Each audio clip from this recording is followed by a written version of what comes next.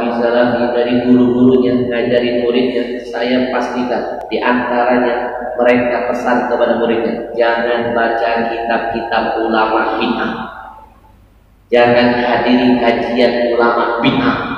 Makanya lihat ciri-ciri Wahabi nampak kalau ada majelis begini, ada ustadz yang tidak sepaham, mereka nggak mau gabung, langsung meninggalkan masjid.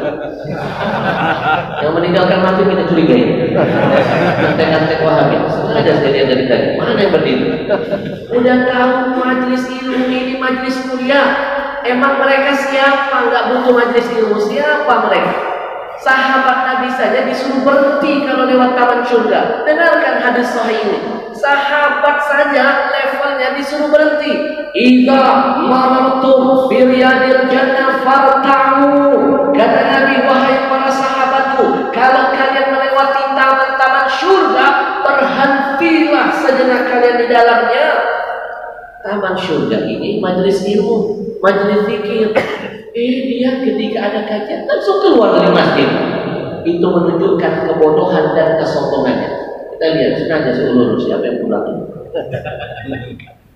Alhamdulillah Pak, saya Habib Ali dan para habaib lain, kami dididik oleh datuk-datuk kami, ambil ilmu dari siapapun.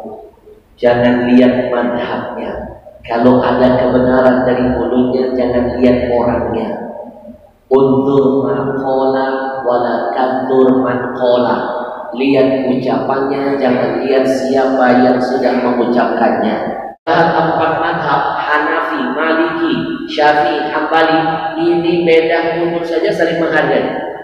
Imam Hanafi, gurunya Imam Maliki. Ketika Imam Maliki sholat di tempatnya dan meyakini di sana tempatnya gurunya, di sana nggak pakai kunut, dia mengikuti nggak pakai kunut.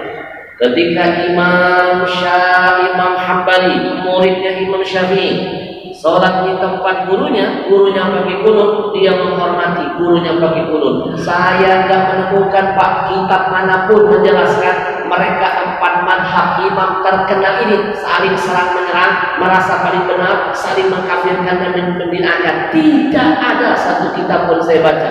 Ini baru tamat sebentar dari Madinah, gampang betul mengkafir-kafirkan kita. Betul? Betul. Paham? Paham? Betul? Silakan Anda pegang dalil Anda, tapi jangan jadi penghalang bagi kami untuk melakukan kebaikan yang kami yakini ada dalilnya. Insyaallah. Sallallahu